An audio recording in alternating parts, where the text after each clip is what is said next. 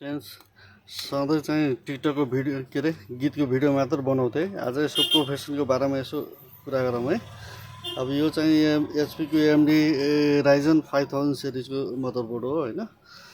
अब यसमा चाहिँ पानी पोखेर मदरबोर्ड डेड भएको हो होइन। अब यहाँनिर चाहिँ आइसी चाहिँ पड्केको रहेछ।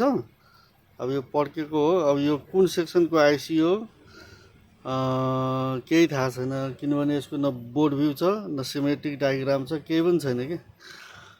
अब आफ्नो एक्सपिरियन्सको हिसाबले चाहिँ आज चाहिँ हिट एन्ड ट्रायल मेथड गर्दैछु होइन। अब यसमा चाहिँ हामीले के युज गरेको छ भन्दाखेरि एउटा बक कन्भर्टर है। अब यसो सप्लाईको लागि अब यति पनि थाहा छैन कि यो अब यो कुन भोल्टेज कुन सेक्सनको हो भने, तर अन्दाजको एक्सपिरियन्सको हिसाबमा यो 3.3 भोल्टेज सेक्सनको जस्तो लाग्छ होइन। त्यही भएर यो बक कन्भर्टरलाई 3.3 भोल्टेजमा सेटअप मिलाएको हो होइन।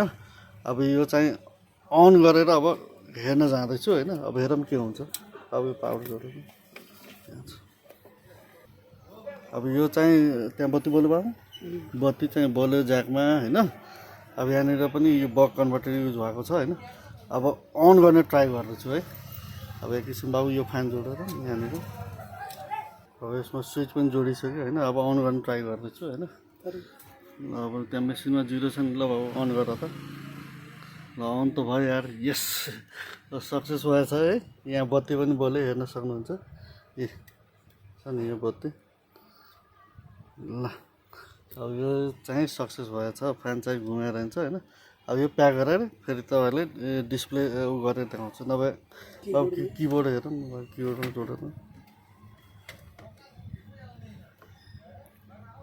किबोर्डमा पनि डिस्प्ले आइसकेको छ हेर्नुमा।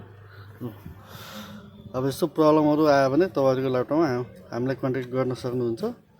नम्बर चाहिँ स्क्रिनमा चाहिँ डिस्प्ले भइरहेछ है। Thank you.